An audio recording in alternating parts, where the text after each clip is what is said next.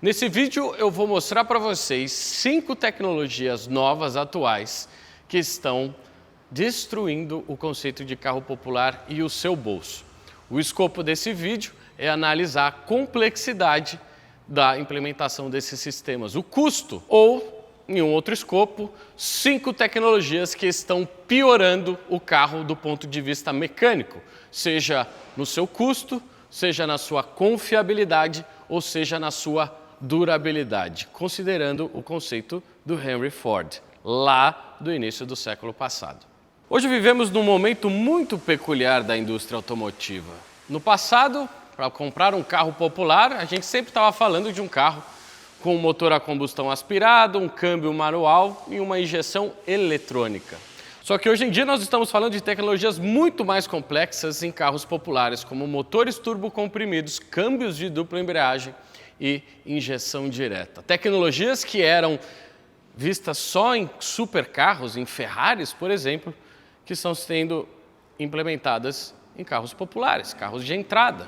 E sem falar também de toda a questão de eletrificação e direção autônoma que estão transformando tudo aquilo que a gente concebe como mobilidade urbana. Só que toda essa tecnologia e todo esse discurso vai contra uma ideia da engenharia super antiga e, de certa forma, até um pouco retrógrada, né? Já dizia Henry Ford que as coisas basicamente simples são as melhores, seja em automóveis, dietas ou na filosofia. O escopo deste vídeo, diga-se de passagem. Ali a ideia dessa frase é dizer que menos é mais, ou o mais simples é o melhor, certo? E por que eu citei Henry Ford? Porque foi Henry Ford que trouxe o automóvel, que até então era um item de luxo, para as massas. Foi Henry Ford que criou o automóvel popular, certo? E aí eu te pergunto, com todas as tecnologias hoje que nós estamos vendo, principalmente em carros populares, será que a gente está mais próximo da simplicidade e, portanto, da aquisibilidade? Aquisibilidade? Qual seria a palavra? Aquisição? Será que isso existe? Aquisibilidade, a palavra existe. Ou será que todas essas complexidades da engenharia estão matando aquilo que nós conhecemos como carros populares? Então, cavaleiros, a primeira tecnologia que está afetando a confiabilidade e o custo de produção de um motor a combustão hoje está relacionada à tecnologia do downsizing. O downsizing é basicamente você repensar o jeito que o motor carrega e lida com a carga. Em outras palavras, é você ter a possibilidade de ter um motor a combustão que, parado no semáforo, tem o consumo de um Opala 4 cilindros e quando você aperta ele 100% do pedal e a turbina enche e tudo começa a funcionar com mais potência, ele tem o desempenho no mesmo motor de um Opala de 6 cilindros, certo? Essa variação de carga ela é possível devido ao turbocompressor, que é uma máquina de injeção de ar para dentro do motor. A questão é que o sistema de turbocompressor comparado a um motor aspirado, ele traz diversos componentes e diversas complexidades e novos pontos de falha para um funcionamento de um motor a combustão. Seja, por exemplo, na gestão eletrônica que nós temos aqui dos sistemas complementares, como, por exemplo, o atuador da wastegate, que é um item de troca frequente em linhas TSI, por exemplo, em algumas BMWs, nunca seria um nível de problema num motor aspirado, porque lá não existe o wastegate, porque não existe o turbocompressor, certo? Depois, se a gente parar para pensar aqui no sistema de admissão do motor, o sistema de admissão do motor, de um motor turbocomprimido, é muito mais complexo. Eu preciso de intercoolers, eu preciso de water coolers, ainda mais complexos que o próprio simples intercooler, que vão trabalhar com o arrefecimento desse ar que está sendo pressurizado aqui pelo turbocompressor. E também, por último, nós podemos citar toda a gestão eletrônica que o motor vai ter que lidar e com a temperatura extra e a tendência à detonação de todos esses novos fatores aí de funcionamento e de trabalho do próprio motor a combustão, certo?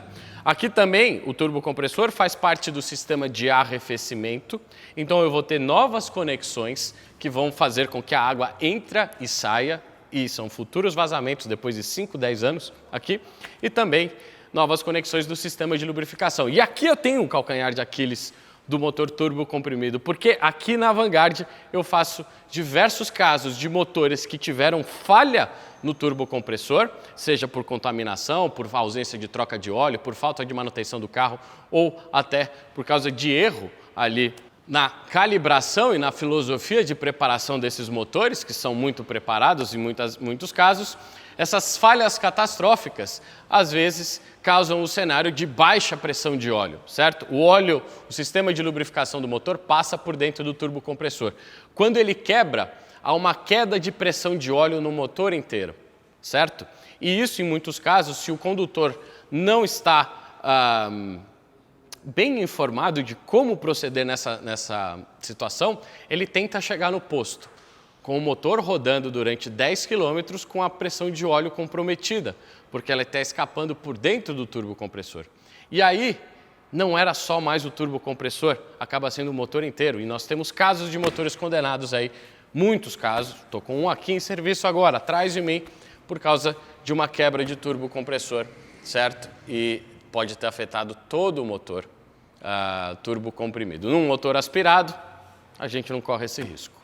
O segundo ponto de complexidade, de falha e de aumento de custo na reparação e manutenção dos automóveis modernos pode ser encontrado nas tecnologias de câmbios de dupla embreagem e câmbios automatizados. Certo? Ali por volta de 2010, com as mudanças de legislações lá na Europa, alguns dos fabricantes foram obrigados a mudar o sistema de transmissão para encontrar algum percentual de eficiência com a mudança dos câmbios automáticos, que tinham uma certa perda ali de eficiência e de autonomia, ali por causa do modo com que as transmissões automáticas naquela época eram produzidas, versus o ganho de eficiência que nós tínhamos em alguns câmbios de dupla embreagem, que por sua natureza tem menos perdas mecânicas internas e entrega uma autonomia percentualmente muito pequena, melhor do que os câmbios automáticos daquela época, certo? Só que para comandar o câmbio de dupla embreagem, nós entramos com um componente extremamente complexo, conhecido como mecatrônica. Eu tenho 3 exemplos de mecatrônicas diferentes, completamente diferentes, de 3 câmbios do mesmo grupo, certo? Eu estou aqui com o grupo Volkswagen e eu tenho aqui o câmbio DQ500, o câmbio DQ250 e o câmbio DQ200, né? Esse daqui, quando a gente fala, às vezes o pessoalzinho fica assim, ouriçado, né? Quando fala a palavra DQ200, certo? E qual que era o problema aqui? O componente ele é extremamente complexo. Aqui eu tenho funções hidráulicas, eu tenho funções de leitura de sensores, eu tenho atuações eletromecânicas e, por fim, também nós temos aqui o módulo do câmbio, muitas vezes integrado nessas unidades. E quando a gente tem algum problema dessas naturezas que eu falei agora, como, por exemplo, eletrônicos, mecânicos, hidráulicos, né, ou de lógica, a quebra do componente muitas vezes requer a troca da mecatrônica inteira, certo? Então isso, devido ao complexo funcionamento que nós temos aqui, que dificulta também o diagnóstico e também exige que a oficina se especialize, que tenha equipamentos de diagnóstico mais avançados e mais caros, envolve mais horas de serviço para identificar uma falha, certo? Tudo isso traz uma complexidade na hora da manutenção e um custo também, quando muitas vezes a única solução que nós temos para fazer com que o carro continue andando, certo? É a troca de uma mecatrônica que, dependendo do caso, pode sair quase o preço do carro. Era impensável no passado você ter uma perda total de um carro, né, por causa de um defeito na transmissão, devido aos custos aqui envolvidos na substituição de alguns componentes, falando aqui de maneira geral, certo? Um outro sistema de tecnologia mais moderna, que hoje é uma verdadeira mina de dinheiro para oficinas como esta, está nos sistemas de tratamentos de pós-gases, como o DPF, o EGR e o SCR. Esses sistemas de recirculação ou de tratamento de pós-gases acabam com o tempo, com o próprio uso do carro e principalmente em específicas condições de uso, né, acabam entupindo, né, acabam carbonizando.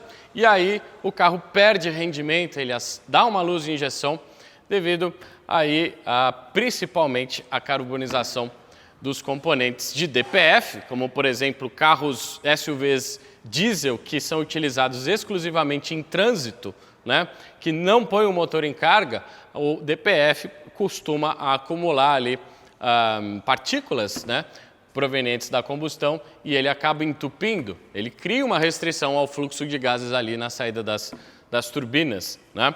E aí tem que entrar na oficina para tentar regenerar. Quando não muito, a gente tem que remover a peça do carro, botar num tanque de ultrassom para tirar esse diesel acumulado, certo? Então, enquanto os carros tiverem DPF, oficinas terão serviço para descarbonizar. A EGR é a mesma coisa, eu já mostrei aqui no canal a EGR da BMW, do motor N57, que costuma aqui carbonizar, e quando muito ele não quebra devido ao cúmulo de carbono que impede ali os sistemas de flap de funcionarem, e também quando a gente tem problemas na EGR, na válvula, que controla a passagem ali dos fluxos de gases. Então, assim, enquanto o carro tiver uma EGR e ele for diesel, oficinas terão serviços para prestarem de descarbonização e, quando não muito, de substituição dos componentes que quebram devido ao excesso de carbonização, certo? Então o DPF na Land Rover em top, a EGR na BMW em top quebra e carboniza,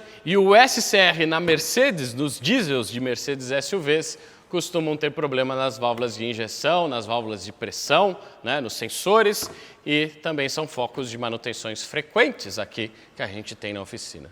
E se você tem aquela visão um pouco infantil do mundo, que pensa que é tudo 8 ou 80, eu não estou analisando aqui o motivo pelo qual esses sistemas estão instalados no carro. O objetivo desse vídeo é, na verdade, pensar do ponto de vista puramente mecânico de novos componentes, de sistemas complementares que são mais complexos, que trazem novos pontos de falhas, que para as oficinas são pontos de novos serviços, ok? Eu não estou reclamando desses sistemas, se é isso que você entendeu aqui nesse vídeo. Para mim, é bom ter serviço aqui entrando de diesel para fazer, seja DPF, EGR ou SCR.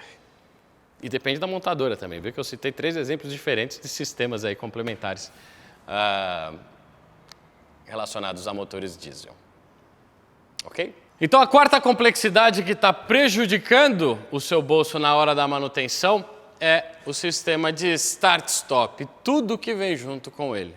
No passado nós tínhamos aqueles motores a combustão que permaneciam ligados quando você parava no semáforo ou numa situação de ausência de marcha, né, de deslocamento, comandados ali por uma luz piloto, um alternador simples e um acumulador, também conhecido como bateria de chumbo barata, universal, independente da marca, você trocava a bateria de 70, 80, 90 amperes-horas aí que você encontrava em qualquer lugar.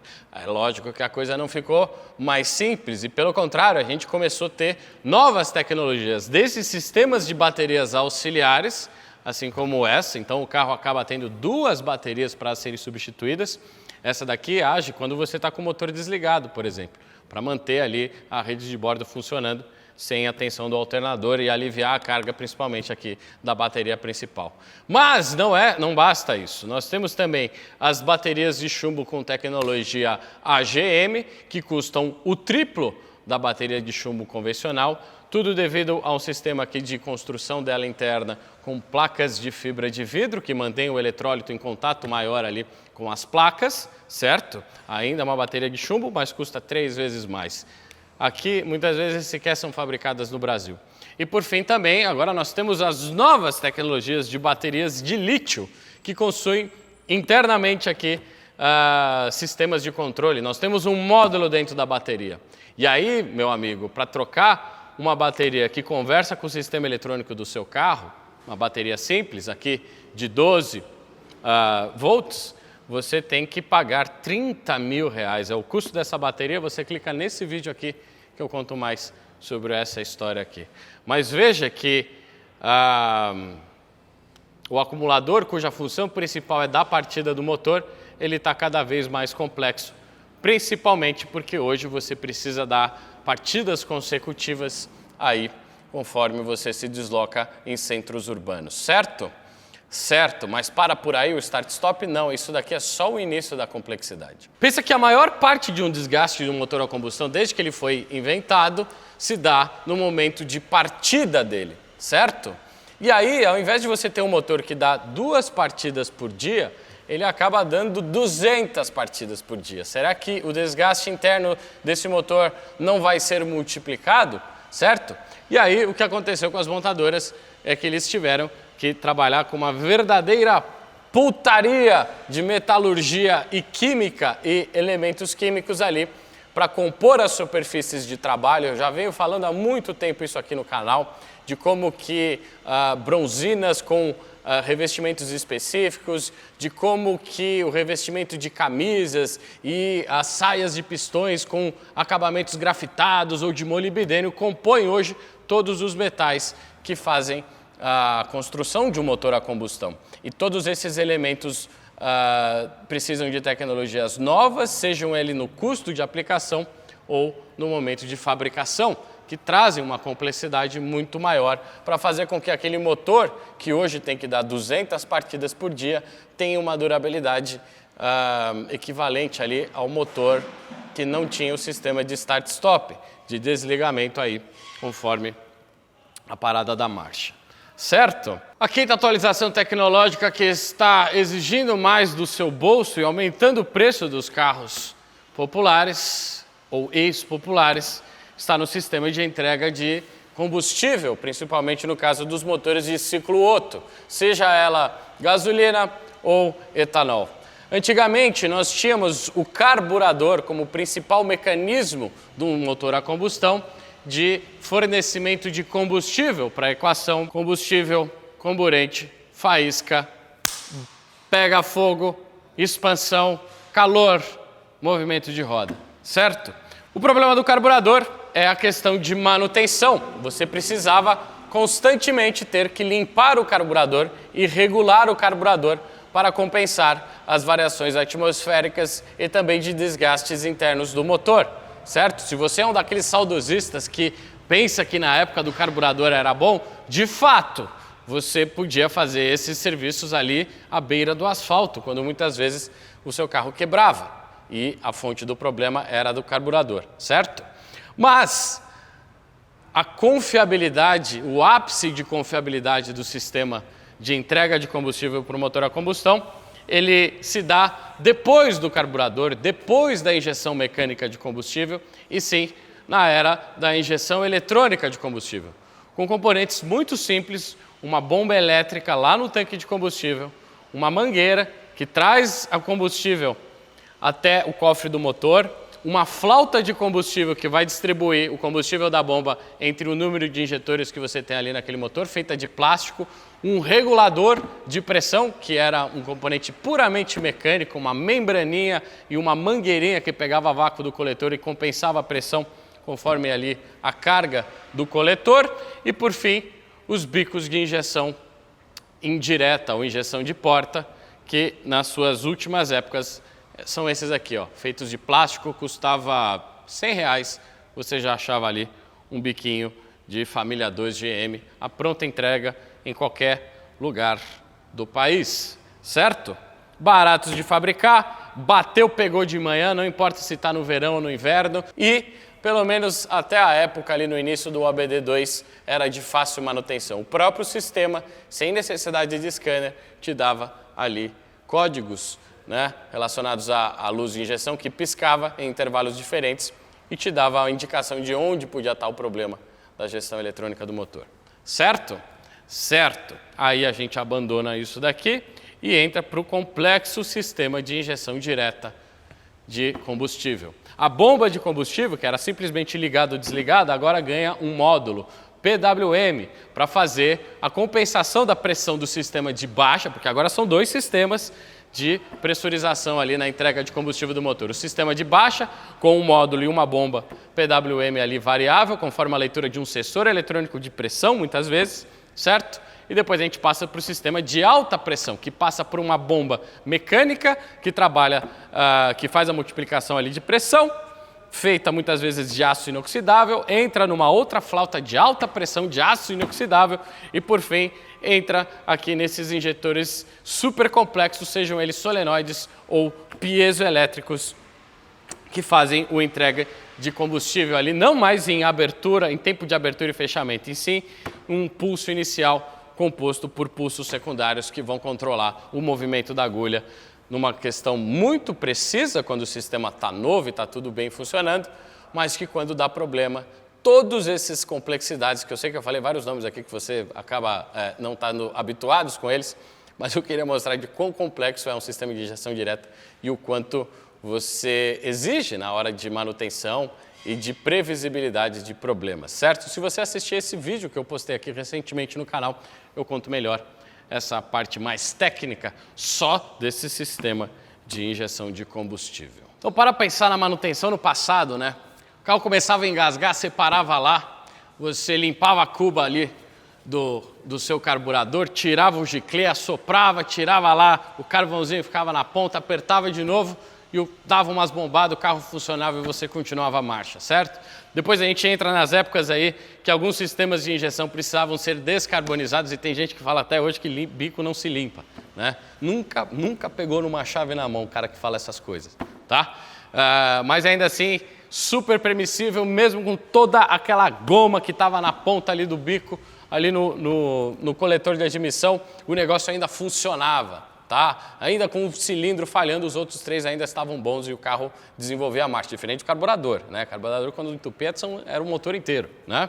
Então, aqui, no meu ponto de vista, o ápice, simples, fácil, igual para todo mundo, qualquer um conserta, ok? E agora, o laboratório da NASA que você precisa ter dentro de uma oficina, com equipamentos elétricos, scanners, técnico formado, versado em mecatrônica, para fazer a análise do funcionamento do motor e pegar falhas intermitentes, que só vão acontecer na lua cheia, com a passagem do cometa Harley, quando você está apertando 55% do pedal, subindo o terceiro subsolo da sua garagem. E aí depois você vem aqui e vai falar, pô, a mão de obra é cara. É lógico que é cara, irmão. Eu preciso ter aqui equipamentos que custam carros, para eu te dar uma precisão no diagnóstico aqui do que a gente está investigando, desse teu problema místico aí, que só tarólogo consegue adivinhar o que é, né? Quando os caras não ligam aqui no telefone, né? Fala assim, tô com a luz de injeção, o que você acha que é? Aí você faz assim, ó. Ah, eu acho que é, entendeu? Não dá mais, cavalheiro. Na época do carburador dava. Ó, tira o giclê, assopra aí, entendeu? Vê se a bomba não colou. Vê se tem combustível, tira a mangueira, puxa na boca mesmo e tá tudo certo. Hoje não dá mais, tem que trazer o carro. Ok, senhores, antes de eu entrar aqui na minha conclusão, vocês viram a minha mesa? Que mesa genial, senhores, que nós temos aqui. Uma mesa ergonômica. Eu aposto que a tua mesa aí na tua casa não faz isso. Se você está aí sofrendo de dor nas costas, pé dormente, certo? É porque você está sempre parado na mesma posição. Se você tivesse uma Genio Desk aí na sua mesa, que está aqui disponível em diferentes tamanhos, em diferentes acabamentos de tampo, com esse sistema automático de controle de altura, você pode aí, às vezes, se exercitar conforme você vai pilotando no teu home office aí, fazendo as tuas atividades do dia. Então eu recomendo você entrar lá no site da Genio Desk e acessa aqui, ó, com esse cupom de desconto, faça a sua compra, seja da sua mesa ergonomicamente superior, certo? Ou seja também ali das cadeiras da sua Ultra Comfort, aquela cadeira que eu uso todo dia hoje, que é uma senhora cadeira por um preço justo e com o cupom de desconto fica melhor ainda, certo? Então dá de presente aí para o teu pai aí no final do ano, ele que já está sofrendo ali da lombar, que nem eu sofro, é uma transformação do jeito de trabalhar aí no seu dia a dia. Certo? Certo. Vamos para as conclusões? Eu sei o que vocês estão falando aí. Ah, Guilherme, toda essa complexidade. E o elétrico, Guilherme? Isso daí não precisa mais, porque o elétrico ele não quebra. O elétrico ele não quebra e é tudo uma mágica. Sai um pó de purpurina ali do escapamento do elétrico que não existe e ele cria asas e voa para o arco-íris junto do unicórnio alado. Viajei, né? Deixa eu te falar um negócio do elétrico que poucas vezes assim a gente vê, né? Esse discurso do arco-íris, ele é muito bonito, mas veja que no passado você comprava um GM Classic por R$30 mil, com um sistema de injeção eletrônica indireta, com um câmbio manual sem mecatrônica, sem EGRs, sem bico de injeção direta, bomba de alta, sensor de reio, não sei o quê, tudo muito mais simplificado. Você tinha lá 4 lugares, um porta-mala grandes, um ABS, um airbag por R$30.000, certo? Ajustados para a inflação, aí no período de 10 anos, o mesmo Classic 1.0 custaria por volta ali dos seus R$50.000. Aí eu te pergunto, que carro você compra hoje 0 km por R$50.000, meu amigo? Com porta-malas e todo esse sistema? Nenhum, certo? O mais barato que você vai encontrar é o Kwid, a combustão, por volta ali de R$70.000. Indiscutivelmente, um carro e nos seus aspectos gerais de uso para servir uma família, porta-malas, deslocamento, etc., inferior ao Classic.